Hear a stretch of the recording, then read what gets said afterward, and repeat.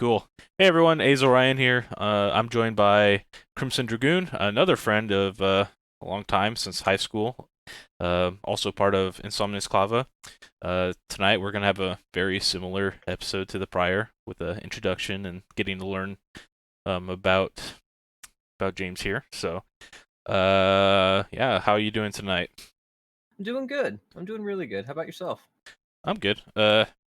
I just finished watching Iron Man, the first one.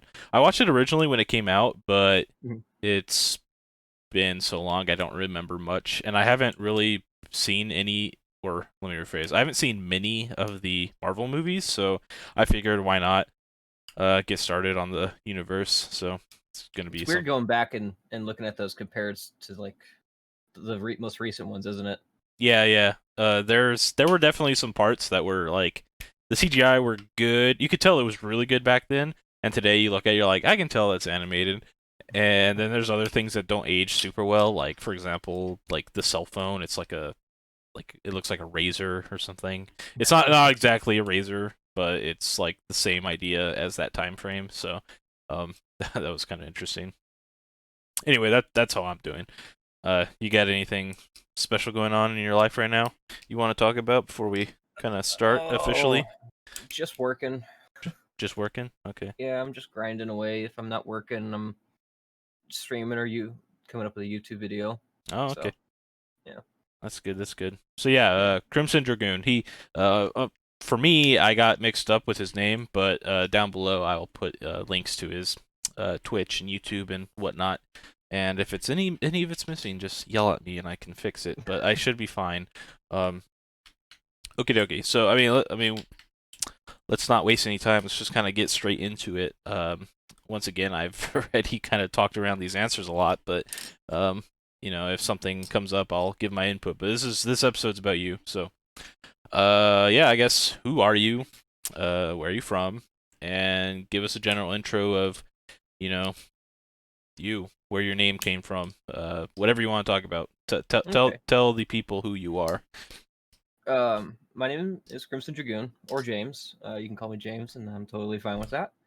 And I am a YouTuber and streamer. And where I came up with the name, that one I want to get to because my name is like twofold from like where I got it. It came from Final Fantasy 14. My love of the Dragoon class and of the character in there named Estinian. Which I don't know how far you are in 14 story, so I won't spoil too much. But he has an interesting arc that he goes through. He starts out as like the Dragoon class, level 60, kind of or 50 finale for vanilla, and then his story continues into the next expansion, and he's remained relevant all the way through uh, the expansions up to date. So What's the name of the character? Estinian. Estinian. Which one is that one? I don't recall the name, but I probably remember the character because I played 14 as well. He was the Azure Dragoon. If you pick the Dragoon quest line, or if you've leveled your Dragoon at Okay. all. Dragoon is something I have not touched, but I do vaguely remember there being like Okay. a mysterious um Dragoon that shows up in the late game somewhere in the story. So Yeah. I probably just haven't scratched the surface yet, but anyway, I think I know who you're talking about. Yeah, he starts out kind of broody and just dark, and then he really becomes a more fleshed out and interesting character as time progresses, especially in Heaven's Word. That's where he has his huge moment, but he still remains relevant throughout the rest of the story. Like he had a really cool moment in Shadowbringers, so yeah, he's a cool guy. Um, So like so how long has Dragoon been part of your handle, like your in-game name? Because if it's inspired by this, it couldn't have been more it's than. been my handle for a little while. I dropped the You don't have to share my you don't have to share your old one if you don't want to, but okay, yeah, I dropped the old one just because it was it was time to let it go. Uh, okay, uh, that's fair. it was fun for like the Halo days. And because you'd see like I don't mind sharing it. You'd see the kill feed, and you'd see so and so was killed by someone. So I put it in there, and it made me laugh to like assassinate someone and see so and so was assassinated by my ex-wife. Yeah, okay, just okay. Yeah, it just made me laugh. I don't know, but yeah, it was just time to let that one go. My ex-wife. I kind of I think it's a story or a situation a lot of people could probably relate with. Changing your in-game name a lot, I guess. Maybe not a lot, but at least at some point.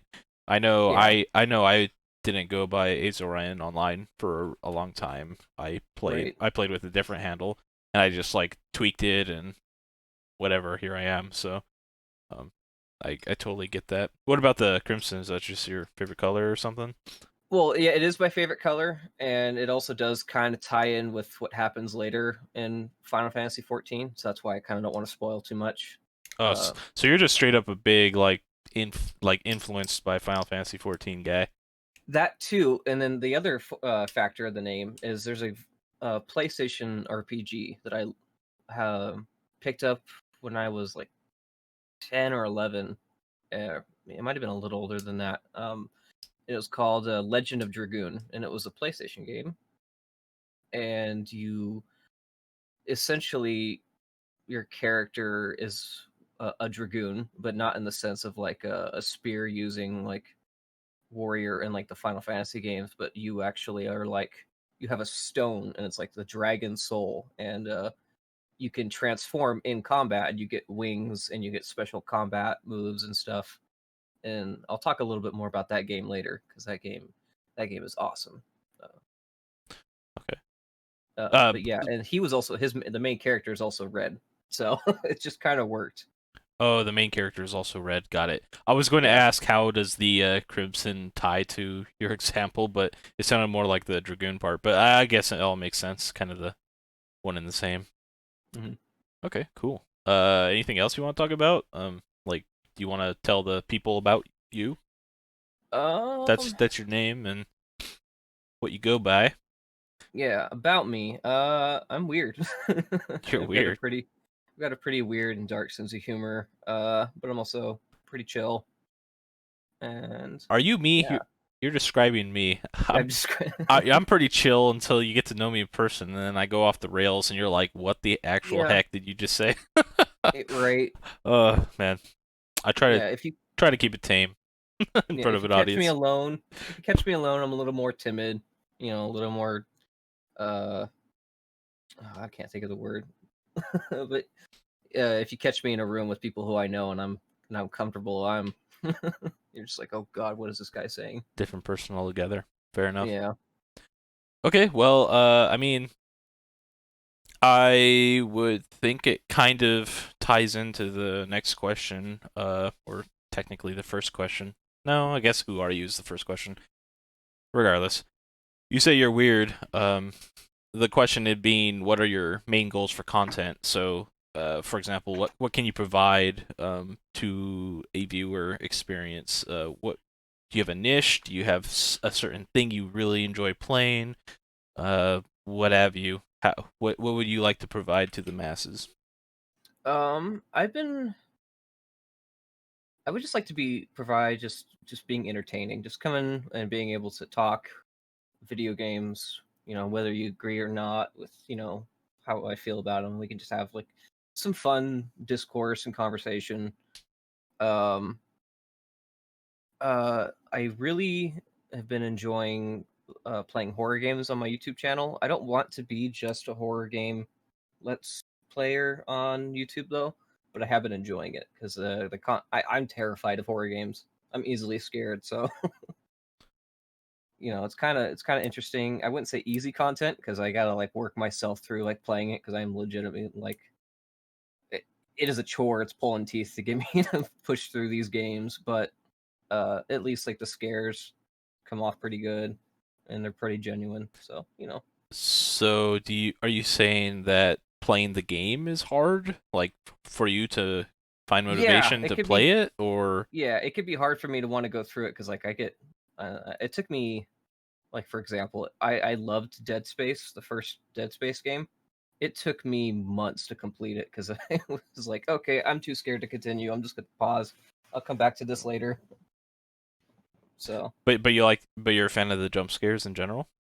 yeah, they get me, and Dead Space in general was like a terrifying game all around. Atmosphere, jump scares, combat felt stressful.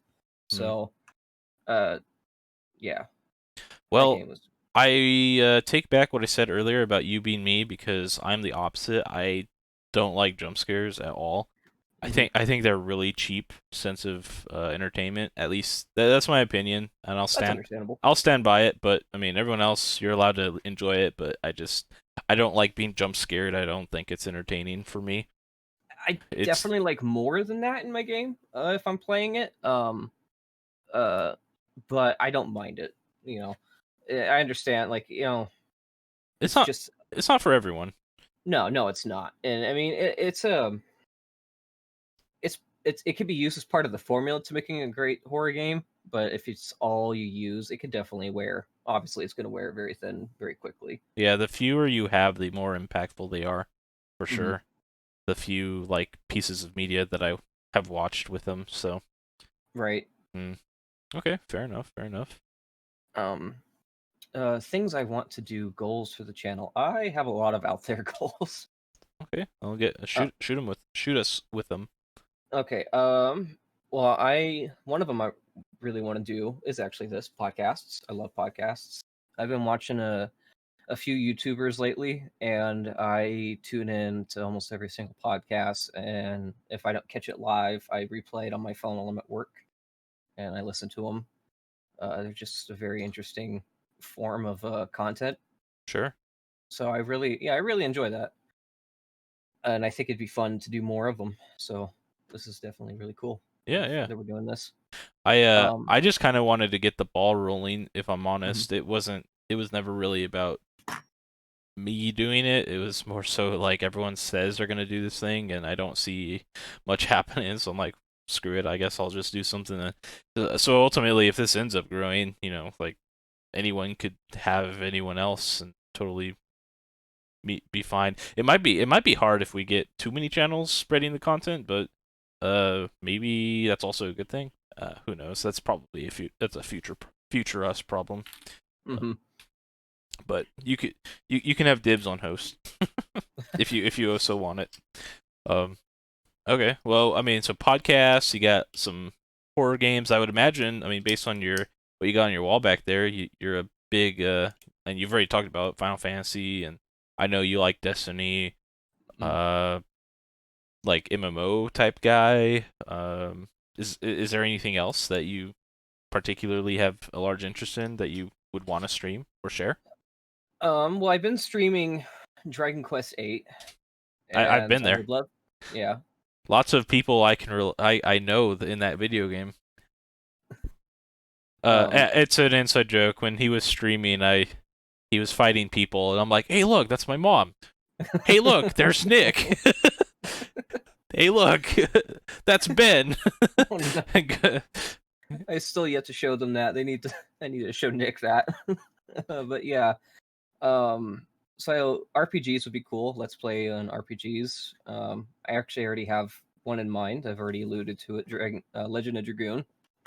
Love to do a let's play on my YouTube channel of that. And like the really out there one is aliens and like cryptid stuff and things fringe. I would love to dive into that and talk. I kind of have a working idea with Nick where he's a little bit more skeptical of all that, and I want to try to like show him things, legitimate things, and not just just crap that because you could find a lot of crap and it's fake and it's really unfortunate. But if you dig deep enough, you can find some pretty interesting stuff.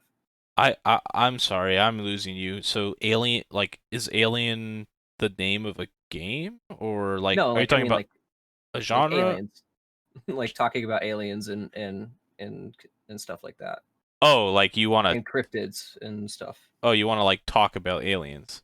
Yeah, I Okay, wanted. Yeah, I want to. There's a podcast I watched called the Exozone, and they talk about. I mean, they talk about more than just aliens. Hell, they were talking about a meteor that almost hit us back in. Oh God, was it September? I think it was September. We almost got hit. Like the there's a lot of giant rocks that kind of come close but aren't really that yeah, close. but still close enough to warrant worrying about.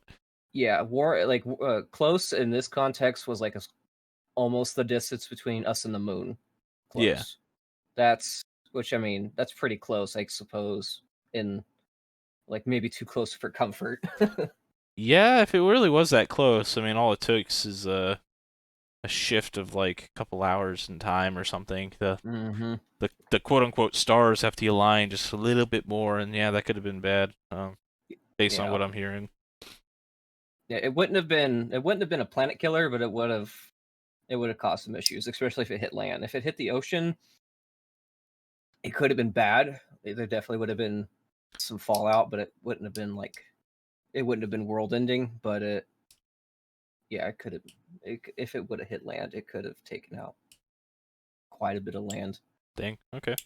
Yeah. And I didn't even know that until they talked about it, and they were like, "Yeah, we just found out about this, and like nobody told us that this happened." He's like, to be fair though, I don't know if I want to know if a meteor's about to hit us. Yeah, impending doom versus Yeah. immediate doom. Fair enough. Fair enough.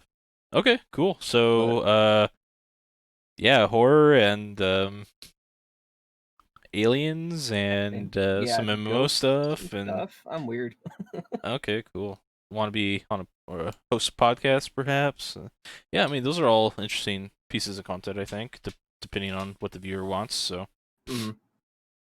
There's a lack of it on YouTube. There's like one guy who I was subscribed to for a while, but I actually unsubbed because like everything he shares is like either fake or so obviously not what like it's just like all like clickbait, and it's just really yeah, it was just really disappointing because I first saw it and I was like, okay, cool. I love hearing about this kind of stuff, and it just didn't pan out. So, hmm. Okay, well, you can be the next Tim, but better if you put your mind to it. I personally, uh, I think imagining the fantasy of sci-fi stuff is really cool, but mm, I don't personally believe it's real, like any of it. So I don't know. That's a conversation for another day, to pick at the layers. But mm, yeah, I think it's great in storytelling. That's actually one of the reasons why I think Destiny's great. It's the lore in that game is so good, in my mm. opinion. Um, that's the one thing keeping me interested. Okay, well, I guess we can move forward. So the next question, I don't know if you've gotten written down.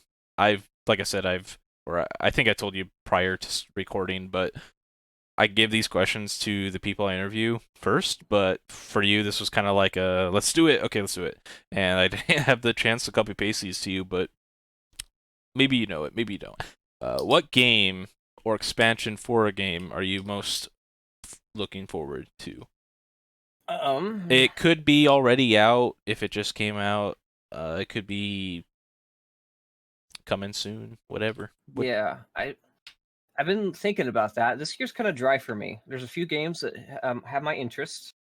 Um, like Cyberpunk 2077. I wouldn't say I've been like super hyped for it because um it looks fun. It really don't. It looks like a lot of fun. It's not quite the kind of game I normally play. Like it's kind of like got that Fallout sort of vibe to it. Maybe not the dystopia as far as like the or not dystopia. The oh, I can't think of the word. Uh, apocalyptic. That's it. It's got the and I don't. It's not apocalyptic like Fallout, but it kind of has that sort of play approach where it's a bit RPG mixed with shooter. So, but it looks fun. It's other than that, uh, Final Fantasy 16, I have high hopes for because it's being developed by 14's team. Oh yeah, Um, I've heard and that as well. yeah, and Yoshi P, the director behind 14, is lead on this, I believe, or he's one of the leads. And I think that's gonna be awesome because a lot of the 14 community has wanted to see what Yoshi P could do with a fresh game because he's done amazing with 14, but 14's on its original engine Sure. and it's Not outdated to hell. not its original engine. the original one was a dumpster fire. From right? from what I never played it, but that's what I hear. So, Yeah, I heard it was bad. um, Um, okay, so I mean, going back to Cyber 2077 real quick, mhm. that's a easy target for this question because I think it's it's an all-encompassing, like, if you're a gamer and you haven't heard of this, are you actually a gamer?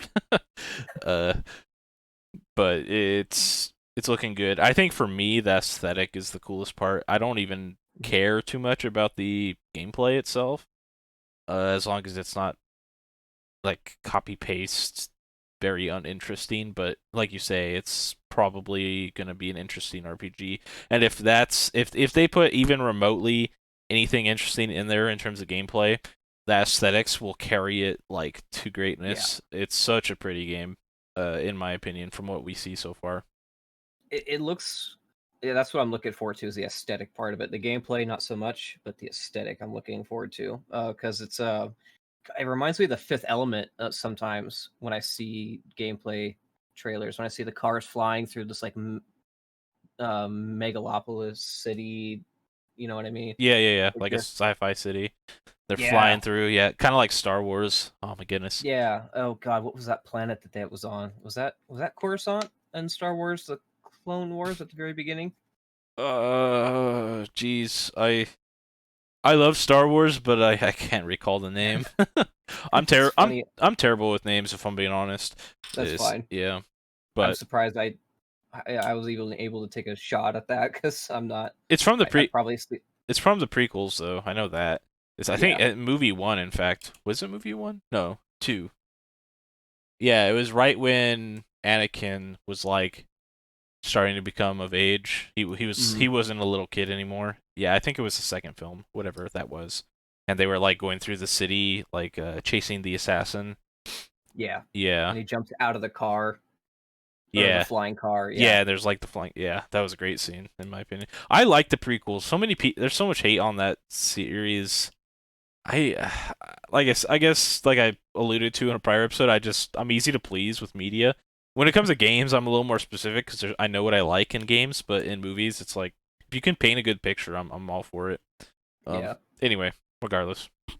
So 27 Cyberpunk 2077 Mm-hmm.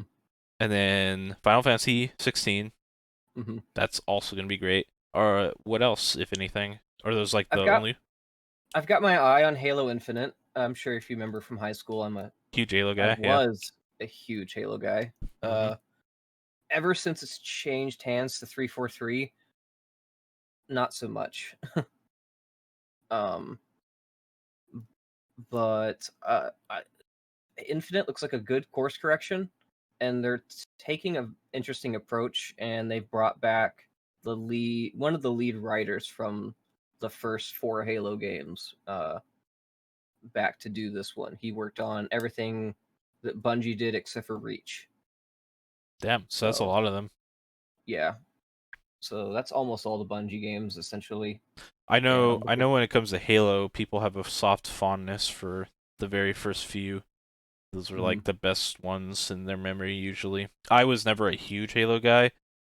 In fact, I actually quite disliked Halo, and I remember trying to be coerced into playing Halo, and I was like, "No, I don't have an Xbox. I don't want an Xbox." And also, the time that I actually played multiplayer with, I don't know if you were in the area or with me, James, but I think Nick or Lee or Brian, I don't know, some high school friends of ours, one of them was involved, and they put me on a custom map, and Mhm. they put like these nodes on like specific parts of the map that they knew because they made the map that made them invisible.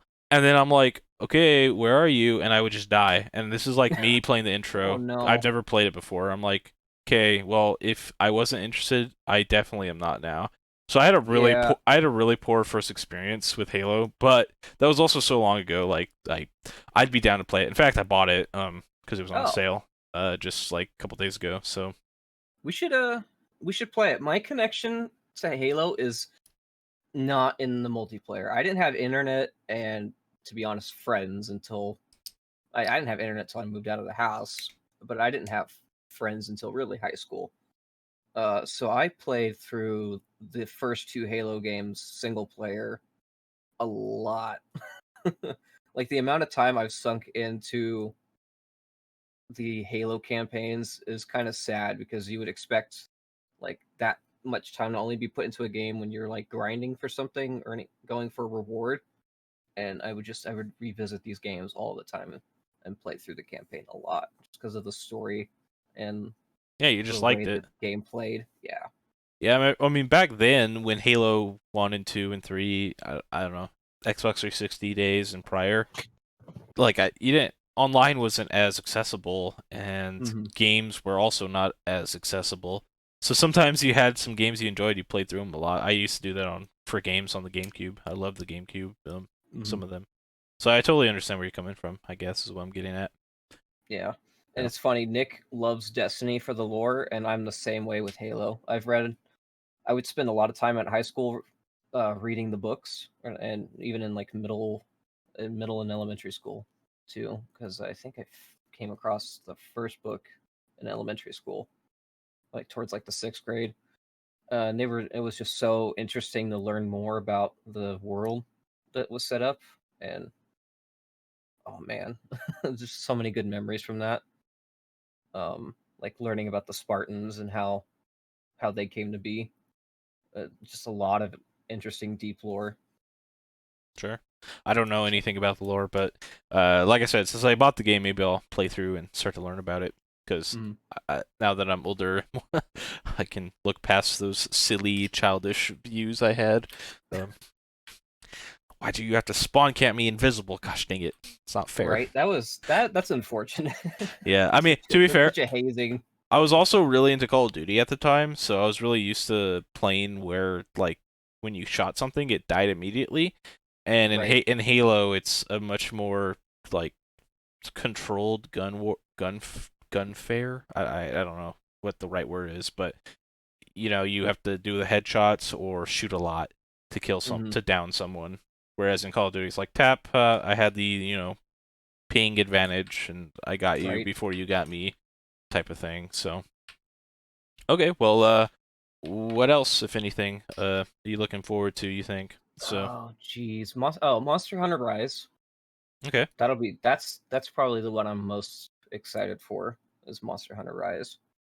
Um, Jackie got me hooked on those after high school. He got me hooked on Monster Hunter Tri Ultimate, which was a 3DS version of the Wii of the Monster Hunter 3 that came out on the Wii.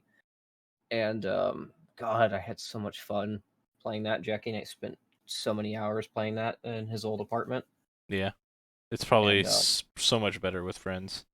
yeah, Yeah. um, so I'm really looking forward to that. I'm looking forward to that. It's a bit closer to the handheld versions. World was awesome, but I definitely prefer the portable versions more.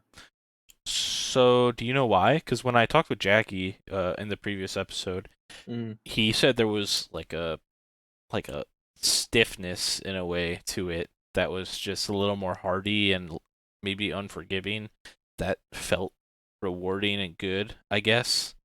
Yeah, there's a few things like that. It definitely the handhelds definitely are a little bit more rigid when it comes to the gameplay. Like you can't move when you take an edible to replenish your health, your stamina, or whatever you're doing. You have to stand still. Um, it's not nearly as long to consume it though. Like it's usually one quick animation and then like another animation and then you're good. In World, it definitely takes a little longer, but they give you the option to move. So that was kind of their give and take there. Hmm. Um, for me, a lot of it comes from the aesthetics. I loved the Unreal Engine approach they took with it, but there's something a little bit more satisfying about the handheld art style for me. Um, Just because a game is pretty doesn't make it good. right. Uh, Sometimes the lack of prettiness actually is pretty. yeah, I don't mind these like new hyper realistic games that are coming out, but I kind of miss the artistic style that could be taken with the older games, as far as like, like they knew they were limited, they knew they couldn't make like these hyper realistic games at the time, so they just went wild with the art style of that game. You know what I mean? And you got these really unique worlds, and Monster Hunter definitely kind of had that going for it on the handheld versions. And Rise is going to be, from what I can see, a somewhat return to that.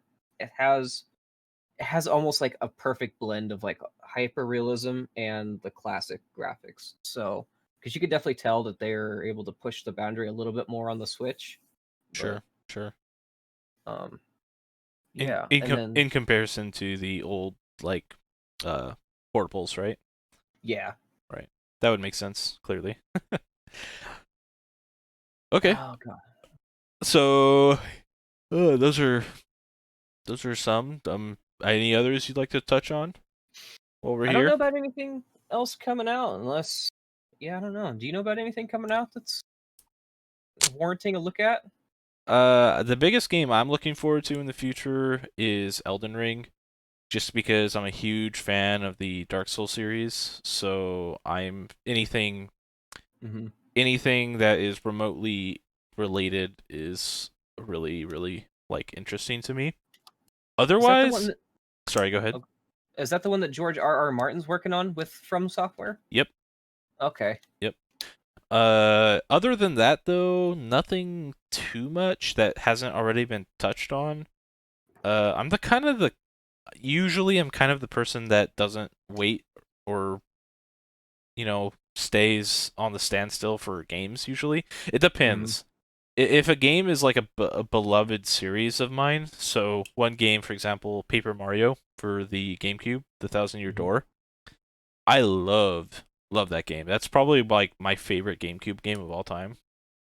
Um, and there was a new one that just came out on the Switch like a couple months ago, and I bought that day one. So like I was really excited, looking forward to that one. But prior to that one, I couldn't tell you what I was looking forward to next.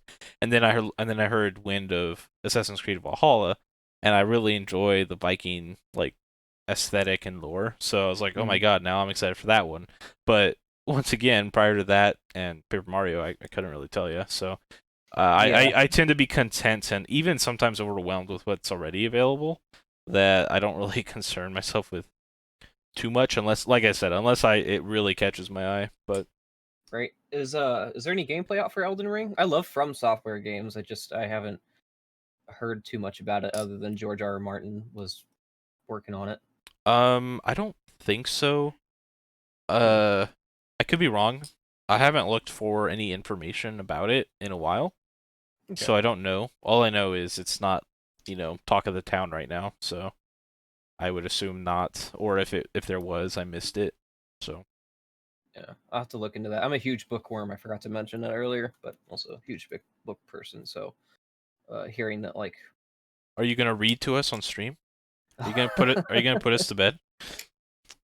I need to work on my reading out loud skills. You I can definitely need to work on that. you can read some beloveds like Aragon or like Harry Potter or Ooh. Series of Unfortunate Events or something. I don't know, whatever you want. Oh my gosh, Oh, those are all books from my childhood. The Golden Compass, that was a great book too. yeah. The movie was okay. Okay, okay. Uh, moving on. Let's not drag out the question too much more if nothing comes to mind. So those are games you're looking forward to. What about all-time favorites? Top two, top four, top three, whatever you want to go over. All right. All time favorites. Um, Halo 2 is among my top, the top of my list. It was Okay. actually the first Halo game I played. Halo 2. Uh, yeah, I got introduced into Halo from my mom's boyfriend at the time, and Kitty. being invaded. Oh my. YouTube clickbait. Add the cat. Hey. Okay. Oh well, you're busy now. Yeah, I know. Cancel the interview. She's a handful. Uh, Okay, she she's settled. she seems happy. Okay, so go on. I'm sorry. No, you're fine. So mom's boyfriend introduced me into Halo. The first thing I actually played of Halo was the Halo 1 demo, technically. It was on an Xbox game disc, and then he also had the trailer that they were hyping up Halo 2 with on the demo disc. So I would watch that over and over again, super excited for this game I've never heard of, and then I would play through the demo that only had one level, and it finally came out and it was amazing. It blew me away. Uh, and so I've been kind of hooked on Halo ever since. Sure. Um, Demo discs. Jeez, I know, that's a right? that's a relic of the ancients. I just downloaded a game on an emulator that I remember fondly from playing on demo disc. It's called Einhander. I don't know if you've ever No. heard of it. Squaresoft, before they were Square Enix, made it. They made it crazy amount of games. Yeah. Which kind of leads me to my next one. Parasite Eve was a horror RPG made by Squaresoft, or were they Square Enix then? I forget. One of the two. Same But it was same people basically though. yeah. So they and that was a really interesting game. It was based on a Japanese book that I need to read. Um, and the concept was pretty interesting. It was about like mitochondria, essentially evolving and taking over. Because you know how like in our cells, mitochondria is not an organism that we produce. We have a symbiotic with mitochondria, and so uh, it helps our body metabolize and that sort of thing, right? Yeah. Okay. So in the game, the mitochondria sort of evolves and decides that it no longer needs the symbiotic relationship with human cells, and it starts to take over. And it's like this crazy sort of RPG horror experience that goes on in New York City, and it ends in this huge climactic boss battle, and it's not a very long game. I mean, it's stretched across a couple of discs, but it's relatively short to play through. But man, is it fun! The combat was like this sort of top down. You get to move freely and shoot and dodge the incoming attacks from whoever you're in combat with, but you also have a spell bar that charges, and you actually are able to essentially use magic. And it's explained in the game that you also have like this evolving mitochondria, but instead of it trying to overpower your body, it's still deciding to work symbiotically with your body, and that's sort of like the end game reason of how you're able to use spells and stuff. Oh, okay, okay. Yeah, really, really weird, awesome game that came out in the 90s. Is it that old from the 90s?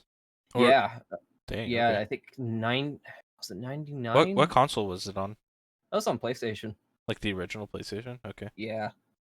Um, I have a lot of games that are on my favorites from the PlayStation. The like the Spyro series. Yeah, sure. I think Spyro 2 was the very first video game I ever beat. Um, Would you say Spyro's on your list or just or you just yeah, like I would happen to say enjoy it? it's got a close. It's like maybe towards the bottom of the list. It's like I when I got to play through it again on the The Reignited remaster? trilogy. Okay, yeah. Yeah, that was really cool. Um, and definitely a lot of nostalgia there. But yeah, I'd say it's on the list of favorite games. Okay. Legend of Dragoon is possibly in the top three. This is an interesting RPG that I have yet to see another RPG play like it, and this is a PlayStation game, mind you. Uh, in combat, when you take your turn to attack, you have a quick, um, you have a QTE essentially, right? Except for it's usually just X. QTE being quick time event. Yeah, and you can enhance your attacks if you land those QTEs.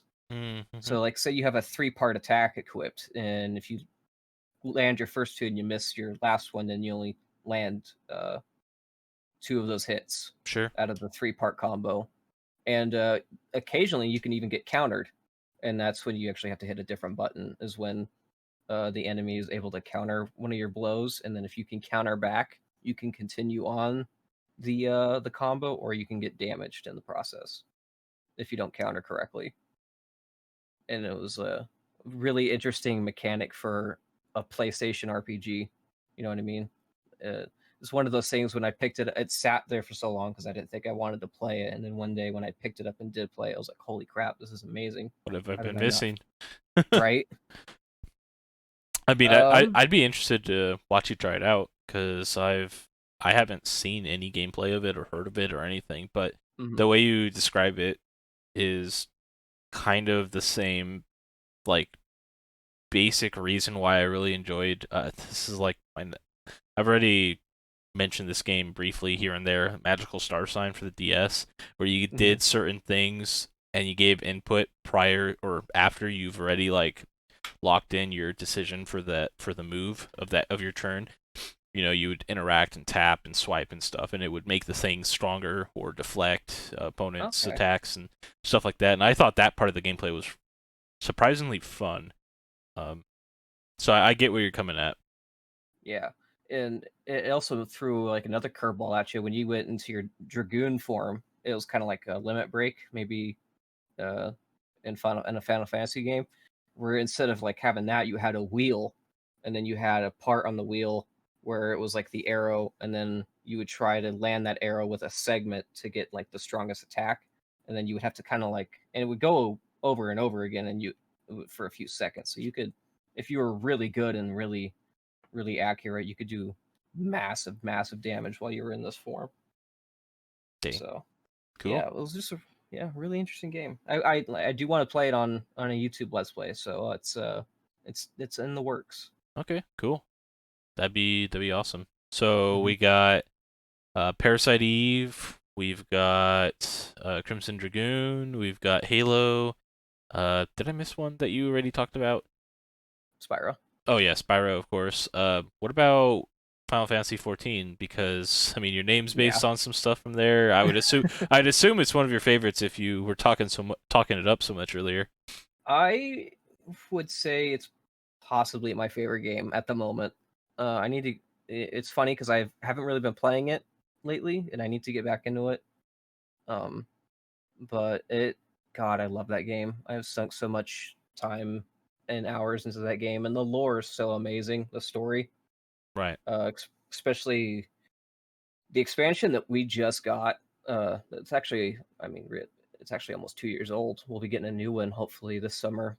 But the expansion that we just went through was phenomenal. It was possibly the best RPG story I've played in a game. It was that good. Um, Were you there with me and Nick doing the base game vanilla in-game dungeons, the ones where the cutscenes are not skippable, and and oh gosh, what was Sid? Sid would always be involved in them and take forever to say the actions. yeah, I don't know if you were there with me when this would happen, but during the cutscenes, I would type a really long, convoluted like love story between my character and Sid. And it's like Sid is like if Sid has if Sid has a million fans, I am one of them. If Sid has one fan, I am him. And so it just went ridiculously far in depth, and it was really stupid. I'm sure if Nick's listening, he knows exactly what I'm talking about. It was such a good time. Oh man, I I think that I've only played some or like through a couple of the classes and Mhm. some of the base game, but I haven't explored a lot of the expansions yet. So I may do that at some point. I definitely enjoyed my time on Final Fantasy 14. yeah. Yeah. Looking forward to when you guys hit the newest one, Shadowbringers. I think you'll. I think you guys will really like it. Yeah. They also removed a lot of the churn for new players because didn't the Hmm. base game have like a million quests to get like on board, but now they like substantially cut it. Yeah, It's like a third or something, and even at a third, it's still a lot of game played, but it's not as like tedious and go do chore A and come back, etc. yeah. They've trimmed out a lot of stuff, and they've increased the XP that you gain too. So like there isn't this down period. There used to be this huge down period between Vanilla's ending and the 2.x storyline leading up to 3.1, Mhm. and oh my god, that used to take forever and it was a slog. For Uh for those of you unaware, Final Fantasy 14, the original Final Fantasy 14 was 1.0, and that one flopped really hard, and they basically remade the entire game. So vanilla base game is technically 2.0. That's why he's saying going from 2 to 3, just if you're following along. So anyway, go on. Sorry to no, interrupt. you're fine. Um but yeah, and they also added Heaven's Word into the vanilla. So now Heaven's Word counts as like the base game now. Really?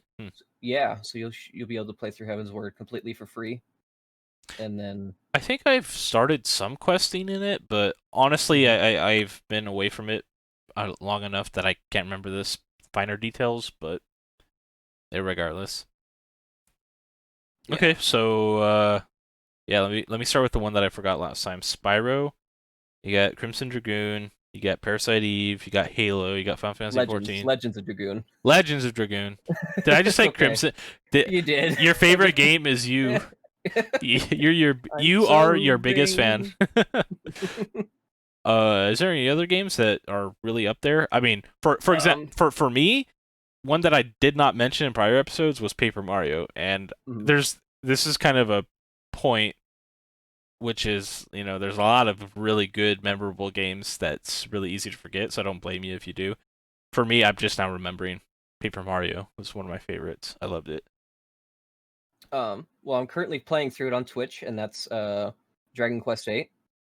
Dragon Quest, okay. Yeah, that one's, oh my god, that one holds a special place in my heart. That's my feel good game. When I'm down, I go back and I play that. Uh, so that one's a very special game to me. I Dang. really enjoy it. It had a really compelling story. The combat's fun. Someday I would love to do another play of it on Twitch when uh the community is a little bigger, and we could do because you can spec your character out and three different job like or weapons per character, Okay. and I think it'd be really fun to like have a community stream where we pick two classes and the community picks what we spec out and everything for each character, and like sort of do a community build let's play. That'd be That'd be fun. fun. Yeah. Yeah, I mean, that sounds interesting to me, so. Okay. Well, I also like the game because people I know are in it, like my mom and Nick and Ben and Okay.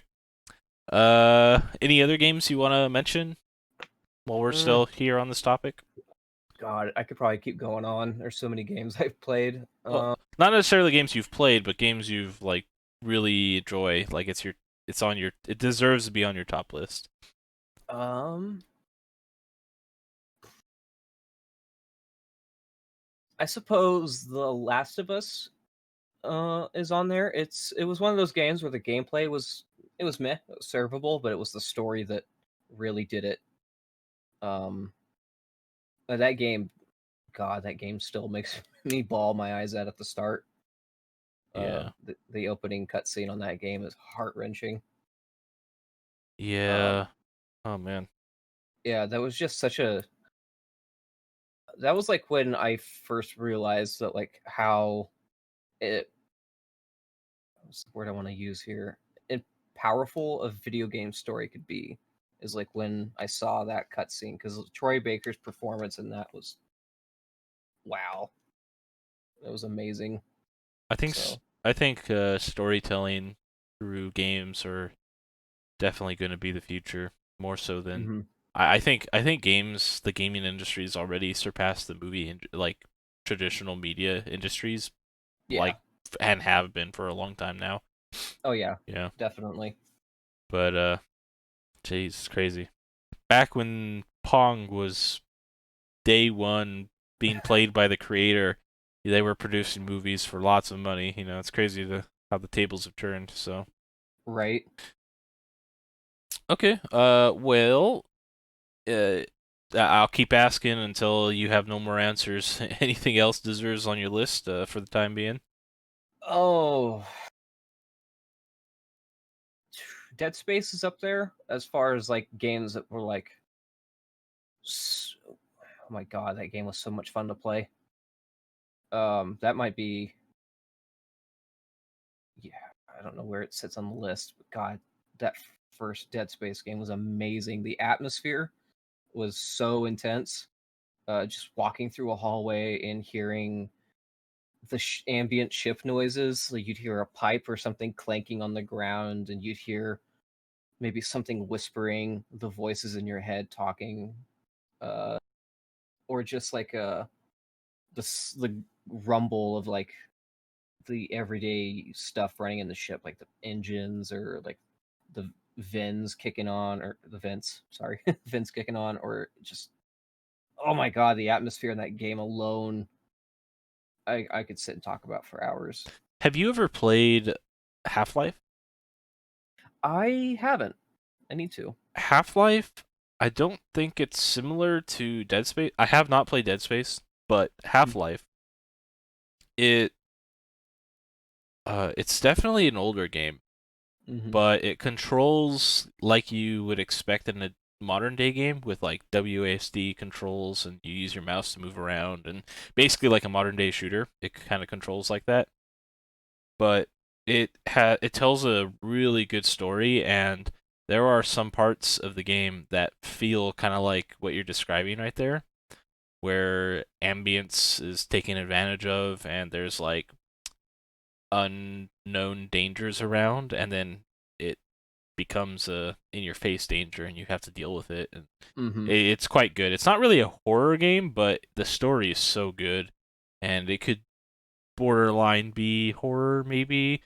I remember being jump scared myself at a specific point and it was just like oh, it was crazy for me. Cuz I think I. sorry, Oh, go go ahead. ahead. No, that was basically it. I think I played a demo of it at one point because I remember like the. I remember this moment in the game where like, and it might have been the very start of the game when like shit hits the fan, where like you're in like this circular room and there's this like weird thing in the center. Maybe it's like this like giant like turbine or something from like memory. It's comes to mind, and then like all of a sudden like you're teleported to like this black area, and like you see these creatures looming closer to you. It was terrifying. Yeah, yeah. There are I don't remember what they're technically called, but there are aliens involved. Okay. When at first you don't think there should be. It's very interesting. Gosh, I kind of want to play it now when I think more and more about the late game scenes. But Didn't they remastered it? Didn't they on Steam? Didn't they release a remastered version of that game? I don't believe so. I think there's a fan project that's being worked on still that Okay. brings it to somewhat modern uh you know Hmm. looks, but I don't know. It's the story and the gameplay is good enough that the graphics for at least for me is a big deal. Hmm. So Yeah, one of those things that was really cool in Dead Space was that they oh, 1 second, headphones about to die. uh-oh. Oh, I didn't charge before the call. That's okay. All right, we're good. Um, there's like these messages written on the walls, and it's written in alien, right? Or it's written in a different language, but there's you can actually decipher it. If you really wanted to, you can take the alphabet and then match it up with the alien alphabet, and then go from there. And then you can like decrypt these really creepy, unsettling messages uh, on the ship that are just written on the walls out of blood, and this is like that kind of attention to detail was so cool. Dang. Um, so Yeah. yeah. I uh I must admit I still don't have any interest in playing Dead Space, but as soon as you start telling me about puzzles like that, I start to want to a little Mm. bit. Uh So It's on sale for like $5 on Steam. I just spent over $100 on sale games, so I think I'll hold off for now. If I really want to play it, I'll pick it up. But That's um, fair. I got a backlog to play through right now. Yeah, I feel that. Yeah, fair enough. Uh, Okay. uh, yeah. So I guess let's move on. I've kind of been dr taking a how do I say it? I've been pulling out as much out of you as I could. I think we're dry, so we'll Yeah, I could have gone on for hours about Halo lore, so I decided not to. oh, that's Was fine. it? If you love Halo, you can talk about it if you want. Uh, I'll just touch it. Like I just the expanded universe that that game has is absolutely phenomenal. The Covenant, uh, are such an interesting faction when you like get to learn more about them. Um, and like the creation of the Spartans is so dark because I don't know if you know anything about how they were Uh, made. I know nothing about Halo lore at all, Uh, so they okay. I will be playing the Halos at some point. I don't know the Okay. lore, but you can touch on it still. I'm fine. Okay. It's not really anything that they do in the games. These were established mainly And the in the like books. books. Okay. Yeah, and then Bungie kind of just ran with it. And then 343 when they took over, they actually started putting that element into the game or at least talking about it. But Spartans were made they were kidnapped at the age of 6 because they had genetic markers that made them uh the were within a range of pass or tests for the augmentations that they wanted to do to the human body.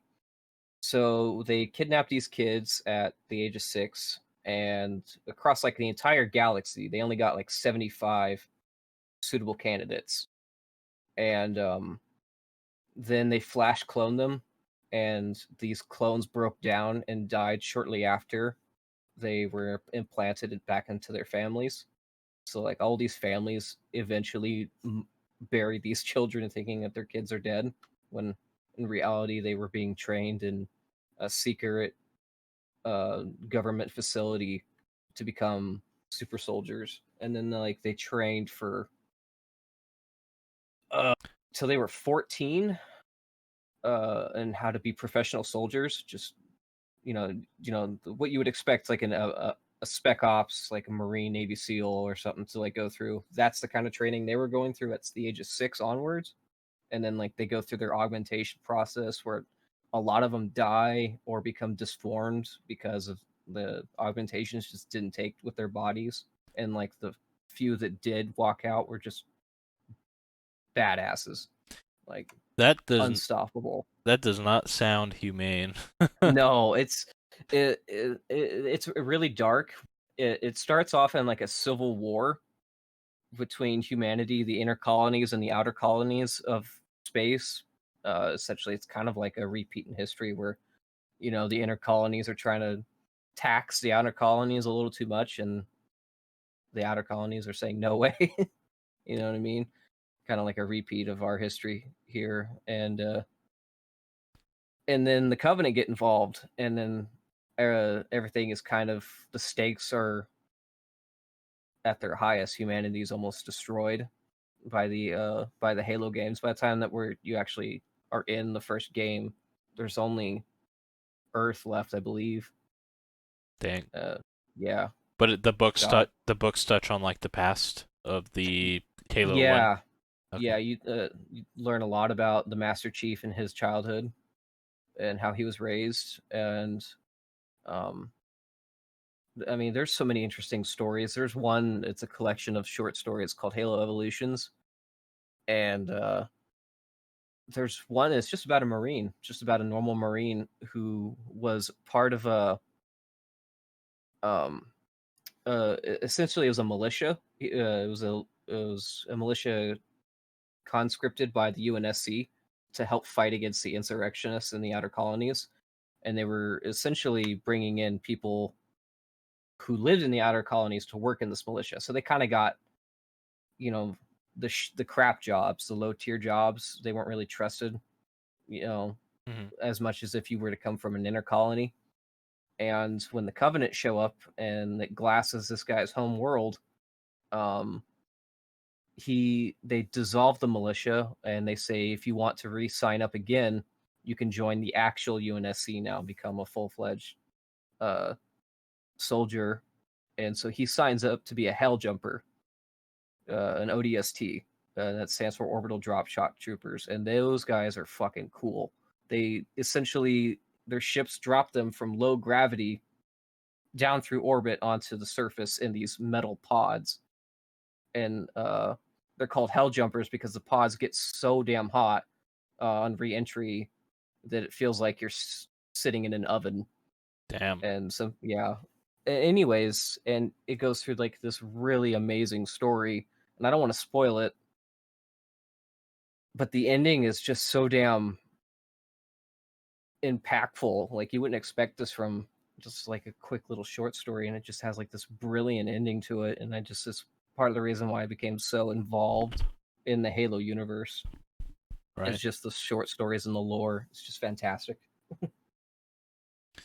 Well, you're doing a good job selling the series. The story sounds good from what you're telling me. Oh, thank you. The ODST, that sounds pretty Mm-hmm. cool. Just being like trained to be a specific warrior that's dropped in with the. Mm-hmm. I assume they're dropped in that way because it's too like hostile or dangerous to take the ship like in orbit or something. Yeah, it's extremely fast. They're hard to hit. I mean, we're talking about an object that's falling into the atmosphere at maximum velocity. You know what I mean? And Yeah. they have things on the pods to help decelerate, so that when they finally are within like touchdown range, Right. they're able to. They don't just slam and get a Right. concussion. Yeah. Yeah, that makes sense. um, I would expect that. there is a game called ODST in the Halo games where you actually get to experience that drop. And oh my god, was that Halo ODST is kind of an underrated game in the Bungie sort of uh, saga, but oh my god, was that such a cool moment when you actually are falling through orbit. Sure. Sure. So, mm. Okay. But yeah, I'll leave it there because I could talk for hours about this. Fair enough. Well, you got me interested a little bit more, so that's good. Mm-hmm. Thank you. Well, Let's move on to the final question. It could be anywhere from a 5 minute answer to something that goes on for a while.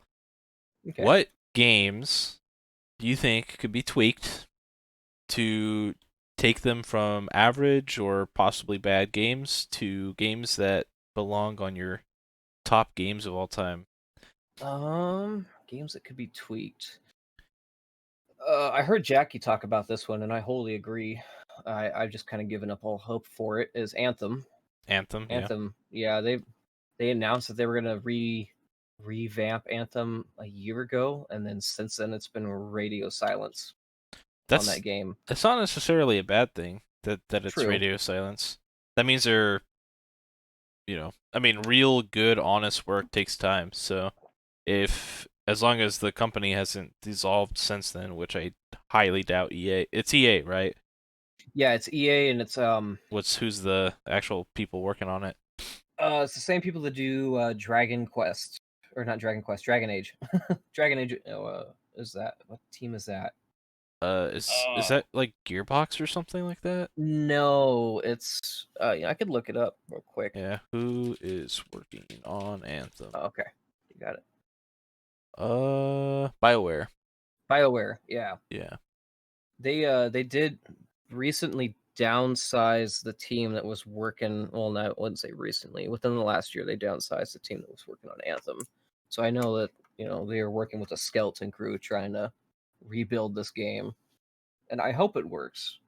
Um, I mean, if they get any of the satisfying parts of, a looter shooter figured out, mhm. I just based on the visuals and what sounds like the core mechanics of the like combat, it sounds like it'll be successful.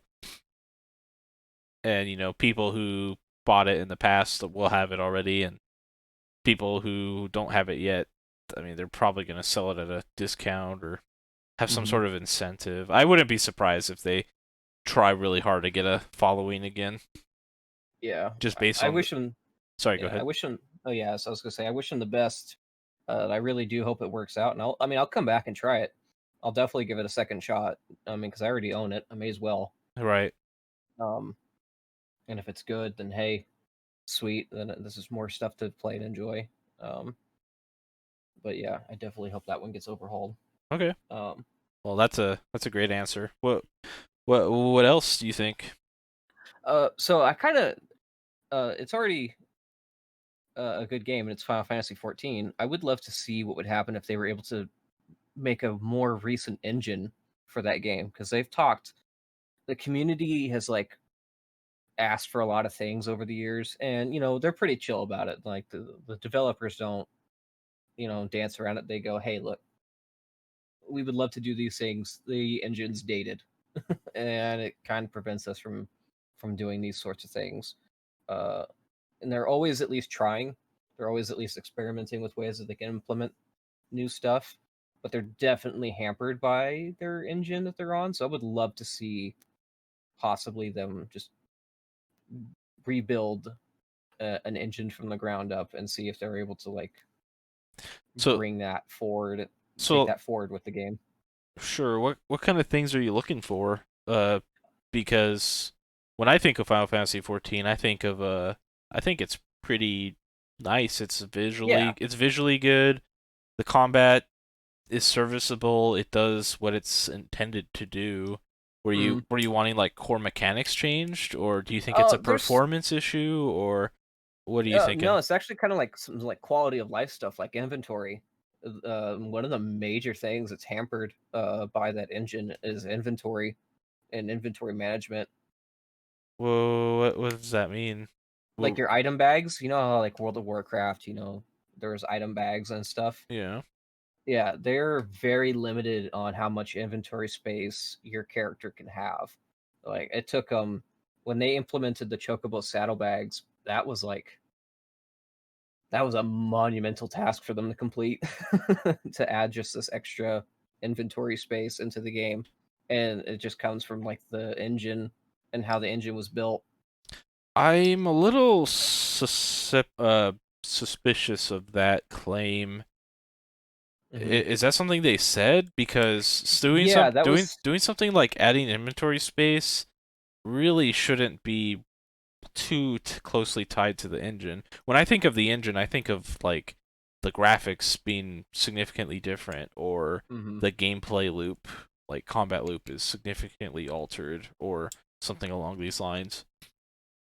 Yeah, that's something that they've talked about in like fan festivals, like when people get a chance to ask questions, and people have asked like Q&As and stuff like that.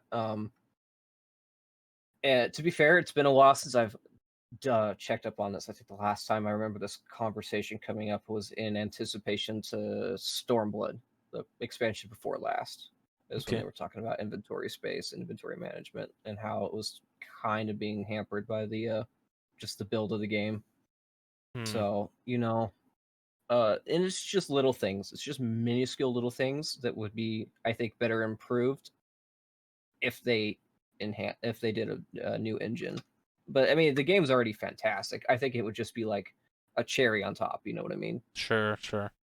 Okay. Um, So you're moving a game that you already is on your list into game that's still in your list. yeah, Do you? I know. I know it was like kind of like a weird thing to bring up. It's But I'm like, well, okay. I So would like. other than Anthem, are there any other like really bad games or Oh mediocre God. games you can think of that you like the idea of, but it's performed like not well? See, this one I don't know too many about. Like as far as like bad games. Nothing that you had like high hopes for, you bought, and you try it, and you're like, wow, this is trash. Other than Um, obviously Anthem, which you've touched on. yeah, Anthem was probably that. I guess maybe oh, it was another Anthem Destiny shooter. Like it was the Tom Clancy game. Oh The God, Division. yeah, the Division 2.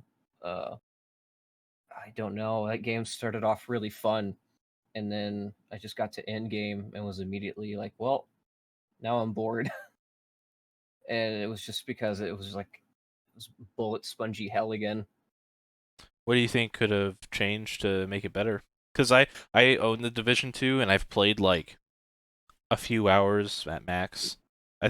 I think it's fun enough, but it's not really my cup of tea if I'm honest. So I don't really see the same problems you might.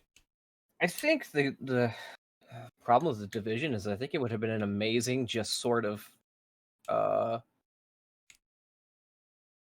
God, just a normal shooter.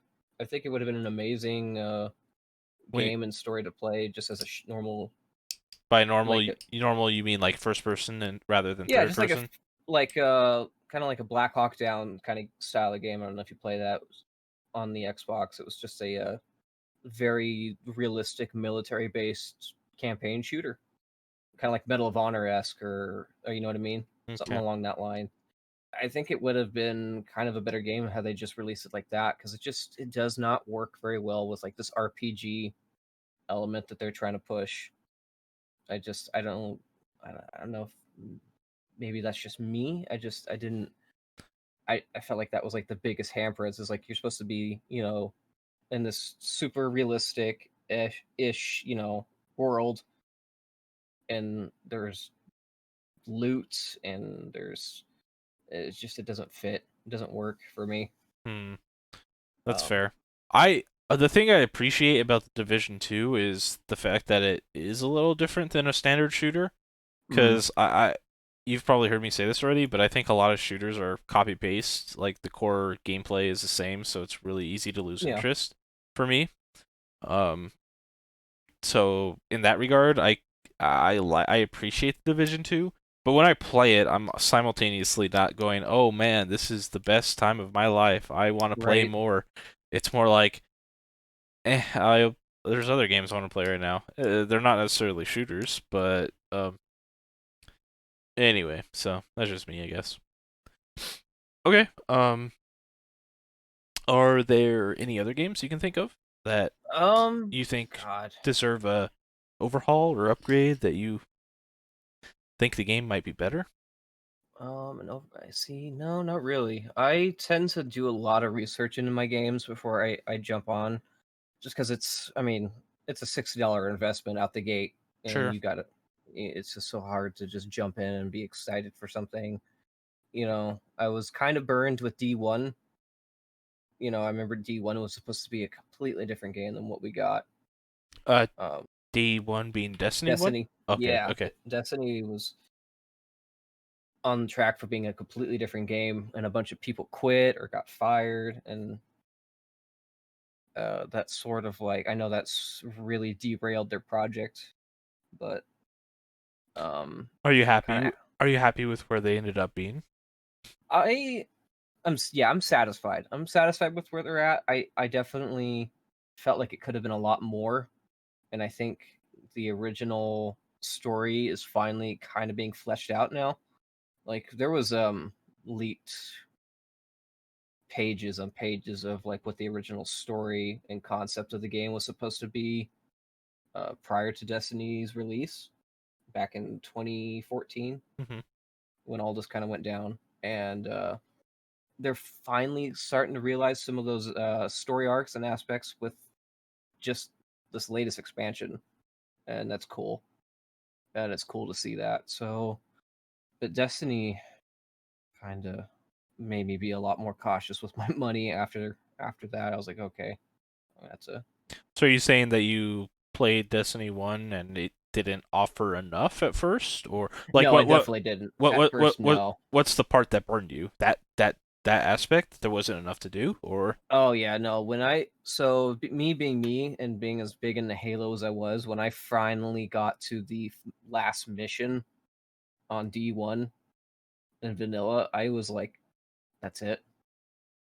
That was like those were the first words out of my mouth, and I uh was super disappointed. Uh, Very lackluster. it's a different type of game because you have a shorter, more concise campaign, Hmm. but then you also have like other things that Halo doesn't, like the strikes and the raids and Right. the side content, really. Which I admittedly don't know much about, but was Destiny 1 the same, kind of the same idea of what current day Destiny 2 is? Kinda. Those strikes were if I remember correctly, I think most or all of the strikes of vanilla were a part of the campaign. So Oh, like okay, okay.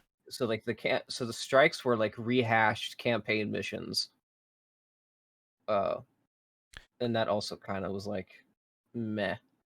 It was just like this recycled content. And that was just sort of the theme of D1. It was just like recycled content over and over again. Dang. Okay. Um and it improved, especially after King's Fall. That was that was the turning point for a lot of people for that game. And Is King's Fall one of the expansions for the Destiny one? yeah, yeah, Okay. that was their year 2 expansion. Okay. I've never heard it before, so Oh, okay, yeah, that was where we fought Oryx and everything, the Taken King. right, right. Um, and that was just a really good expansion. Cool. So, oh god, I'm trying to think of games that I'm like, It's it's kind okay. of hard for me to It think about because I usually if I have a bad experience with the game, it's just gone, you fishing it out, delete from my memory. right? No, I get it. I get it. Um, I I don't mean, know, Jackie asked me a question last podcast episode. What are your hmm, least favorite games of all time? And I'm like, well, honestly, if I hate it so much, I will just forget about it forever. So, right? like, how can I answer that question? Um, that's my mindset. So it was a really hard Hmm. question to be asked, but it's kind of the same idea in a way, huh? All right. I suppose I have one, Sure. and Ben, if you see this, I'm sorry. Oh, shoot, is it something he loves? It's something we both love, and I felt very let down with it the more I let it sit, and that Sure. was Kingdom Hearts 3. Oh, Oh my god, I loved Kingdom Hearts 1 and 2, and I was right there with Ben. I didn't care how convoluted the story was. I loved it. It was like the original FNAF storyline of a video game. Like as far as like trying to piece that game's story together, hmm, it was hmm. just as convoluted as FNAF. Um, FNAF's actually arguably more now, but still. FNAF Um, being the Five Nights at Five Freddy's. Nights at Freddy's. Yeah. Okay. Yeah, God, so many hours watching game Conspiracy. theorists. But yeah, Kingdom Hearts 3 really let me down. And it was a lot of things. It was the lack of original worlds. There was at least original worlds in the first two games, and it was the lack of Final Fantasy being in this game. That was the big selling point of this game. Was it's a mash between Disney and Final Fantasy, and instead they just dropped all the Final Fantasy characters out of 3 and just focused on the Disney aspect and then the Kingdom Hearts cast, which really sucked for me because I really enjoyed that sort of dynamic. Mm, Um, God, Kingdom Hearts 1 had a lot more of a darker sort of tone to it, even though it was this kind of somewhat kid-friendly game because of the Disney aspect, but it still had a little bit of like that Final Fantasy edge to it. 2 had it, but not nearly as like as much, and then 3 didn't have any of that for me. And I don't know if that's just me. I don't know if I just got older.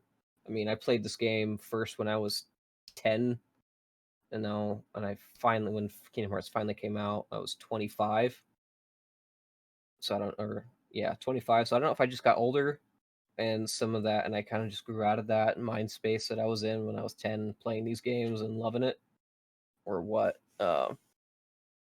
But man, yeah, that game kind of disappointed. I still liked it, but so it's the big change you would have made to it is add more original worlds and tie in the Final Fantasy cast into yeah, it a little bit. yeah, maybe bring back some of that edge, like that little bit of darker tone to the game that the first one had. Because I mean, that was like the only game I remember seeing someone actually like just a normal citizen in the game dying and becoming having their heart consumed by a heartless, and that was kind of dark at the time to see for me. I don't know why that was, but like when I saw that, I was like, oh wow, okay, these are the stakes. and that was like it. And they never talked about it again in any of the other games. Dang, yeah. I don't remember much about the story of the Kingdom Hearts, but I remember playing them as a kid too and loving them. Mm-hmm. I don't know what it was about the intro, like cutscene and the singing in it. Mm-hmm. It's just so like the woman's voice singing it. It's like so. It makes me so emotional. I don't really know why. Right. It it really.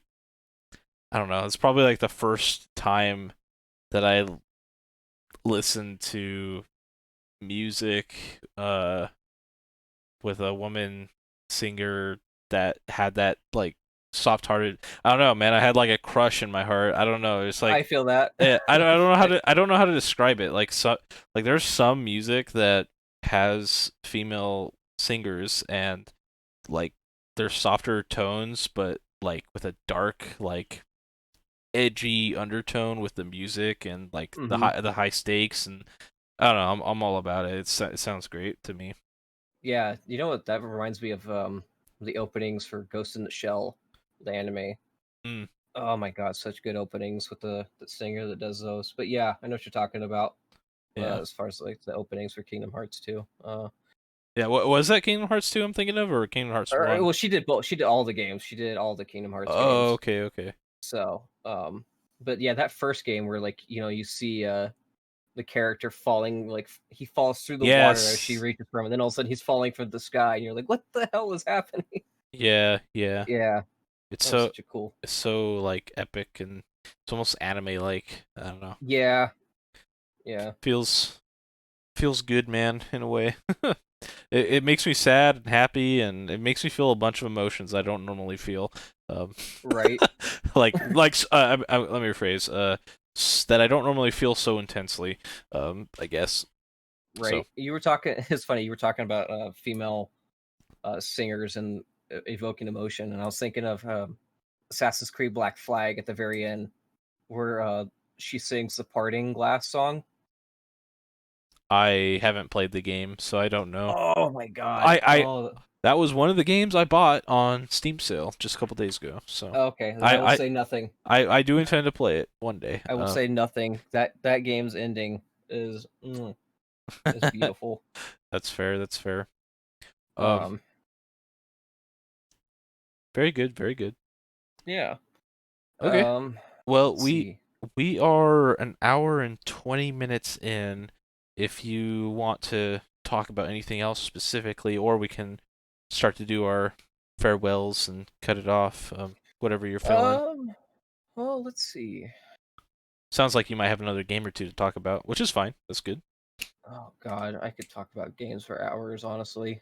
Um, You should be a podcast host. Talk about them with have a unique spin. It doesn't all have to be just me on the other side. You should well, host. You should host me and ask me questions like, "How yeah, do you grow your beard?" And I'll be like, "Yeah, about that.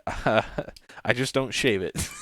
yeah. I wish I didn't have to shave mine. I have to keep mine at least trim at work at the moment. Yeah, Someone's talking about doing a petition to at least let us have our beards.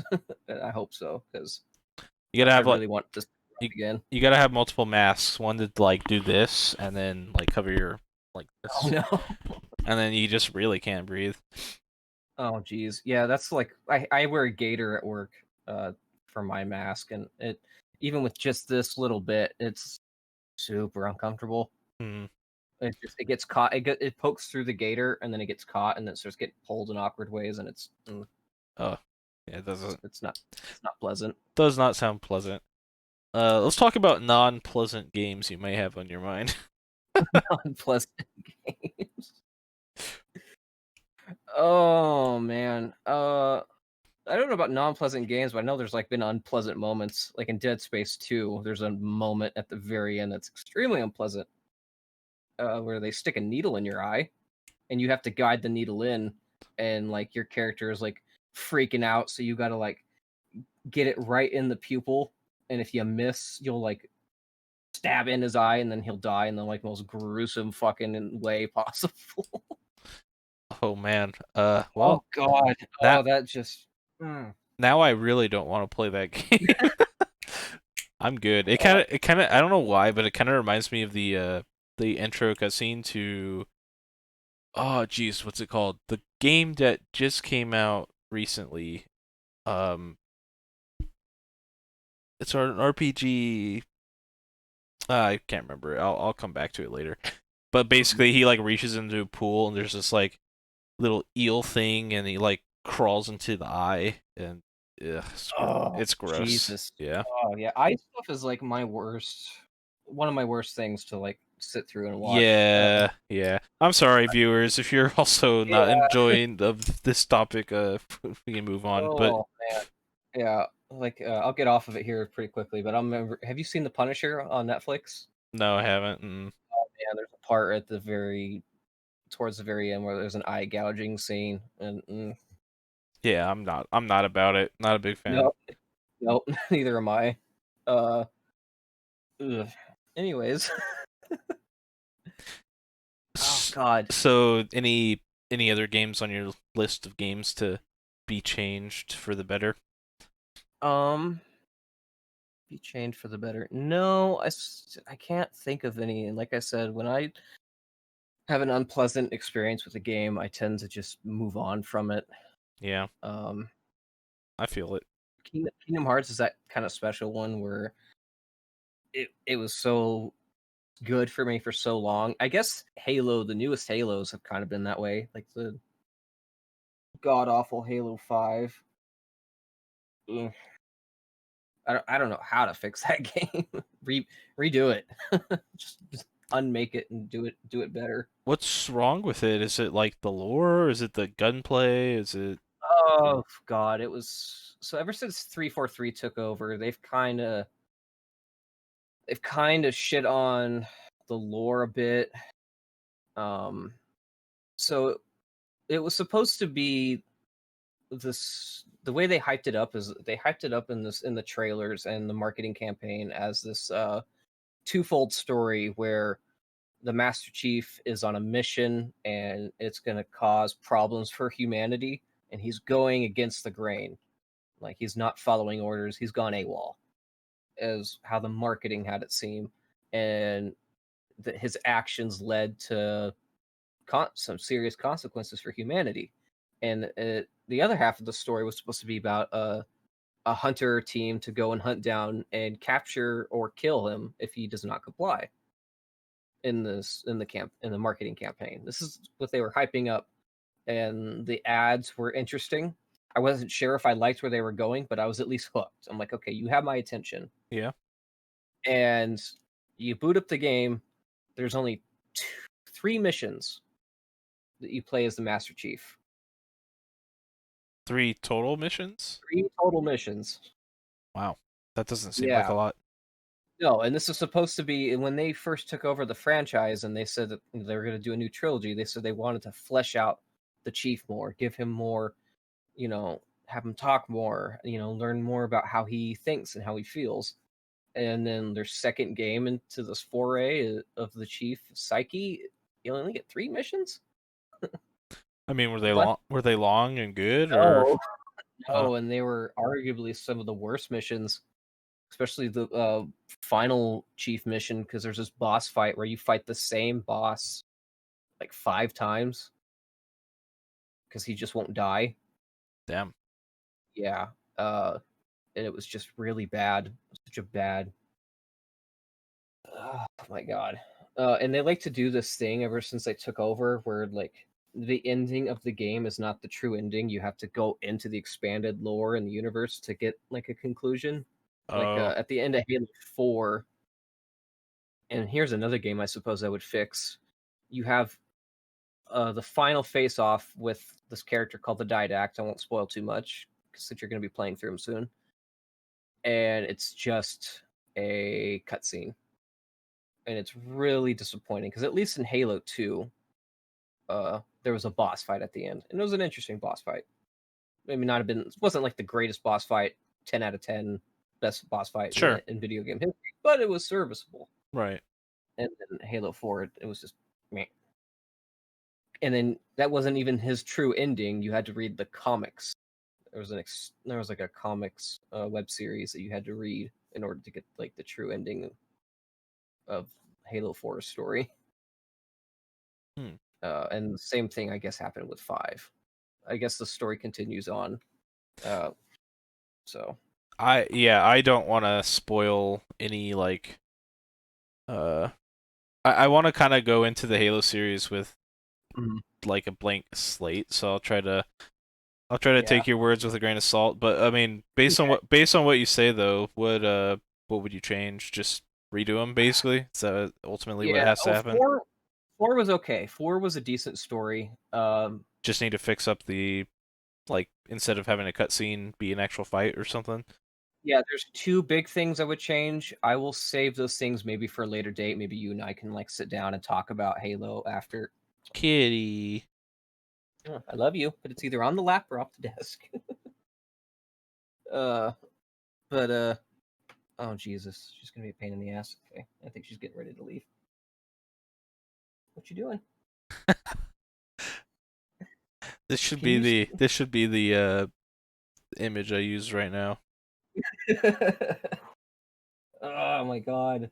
I told you you can save that for your OnlyFans. Come on, shaking her ass in front of the camera. There we go. All right, she's gone. But yeah, maybe you and I could sit down and talk about Halo after you've played it, and because I mean, I'd love to get like your first take on like, especially the Bungie era. Bungie era is top of the line Bungie era Halo, is best era. premium Halo. I will say the books are interesting in the expanded universe now, but there's to get back to where I was at. There's like 2 things in Halo 4 I would change. One of them is just that ending. Uh, the other one is a big lore plot point that I won't talk about now, Sure. but at a later date. Um, And then 5 five, redo. if I just scrap it, redo it completely. It's get it out, get it out of here. A lot of people loved its multiplayer, but I go back to that point I made earlier, where like I didn't have a huge deep connection to multiplayer. I had it through the campaign because that's mainly what I played through throughout my years. So the multiplayer is fun, and I love the multiplayer. Halo's multiplayer doesn't hold up a Halo game to me. Its campaign does. Sure. So yeah, I would. I think a lot of people are really tied to both. Mhm. I never hear one side is bad and the other side isn't. Right. It's usually like a whole pack. The whole package is good. The multiplayer is fun. The story is worth playing through. I remember spending time at Nick's place, him playing through like grinding some of the story or like side PvE stuff. Maybe Mhm. I don't recall. It's been so long, but um, regardless, yeah. Okay, cool. Yeah. So we're over an hour and a half in, so it's probably a good time to call it good. Be consistent with the other videos. Okay. I'm kind of happy these questions like line up to be roughly this long. It's Yeah. long enough to be a good like session to sit through and listen to, but not so long that it's a chore at the same time, I guess. Yeah. Uh, Sorry, that last one. I really just couldn't really think of a lot. no, it's fine. You could have not answered. That'd be fine too. Sorry, but like I disagree with you right now. I'm like, okay, it was an open-ended question, but okay. Start crying on the spot. Um, okay, so yeah. Final words. Do you want to kind of once again last hurrah, not final hurrah, but just of the video, explain who you are, where they can find you. I guess anything you really want to say as we head off. Yeah. So once again, I'm CrimsonDragoon, or James, and you can find me on YouTube, where I do Let's Plays. Currently have a lot of horror games up, but that's looking to change here in the future. You can also find me on Twitch, where I play with these guys as often as I can.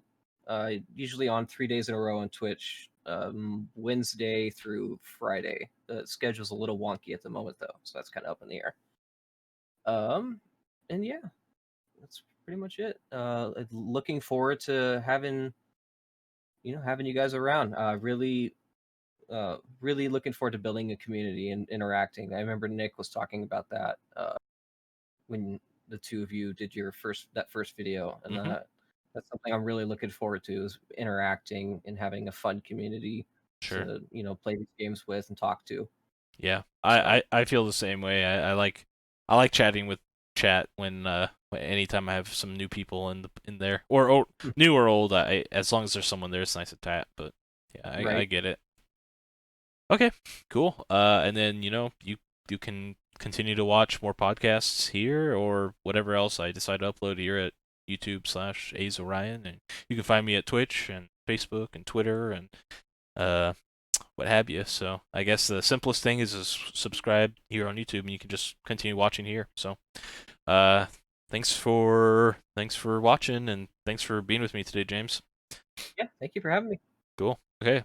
Till next game, guys. Peace.